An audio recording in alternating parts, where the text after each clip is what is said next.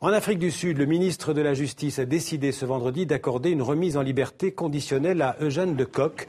Cet homme, aujourd'hui âgé de 66 ans, était colonel de la police sous le régime de l'apartheid. Il était considéré comme le responsable numéro 1 de la répression, des tortures et de l'assassinat d'opposants politiques. Arrêté en 1994, il avait été condamné en 1996 à 2 peines de prison à la perpétuité. Il est libéré aujourd'hui après plus de 20 ans derrière les barreaux dans l'intérêt de la réconciliation nationale. C'est en tout cas l'avis du ministre sud-africain de la Justice. Alors, pour commenter cette libération d'Eugène de Kock, avec nous en direct de Johannesburg, notre correspondant Sébastien Hervieux. Alors Sébastien, cette libération d'Eugène de Kock, elle est plutôt approuvée par la population sud-africaine? La population sud-africaine, Xavier, est assez partagée.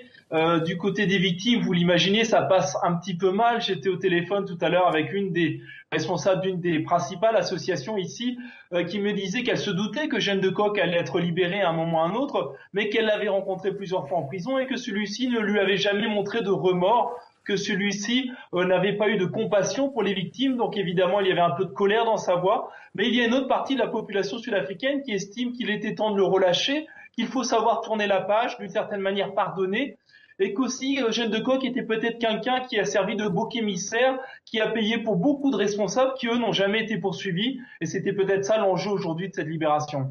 Alors le ministre de la Justice parlait de réconciliation nationale, justement 20 ans après l'arrivée au pouvoir de la majorité noire. Où en est-elle, cette réconciliation nationale en Afrique du Sud ?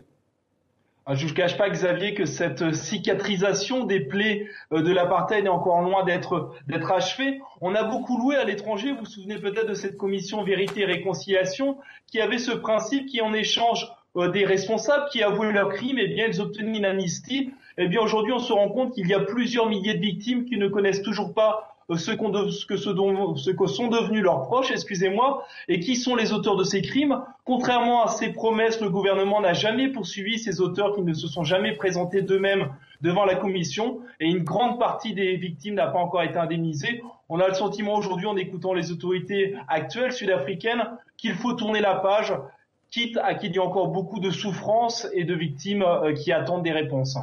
Merci Sébastien, en direct de Johannesburg. Les négociations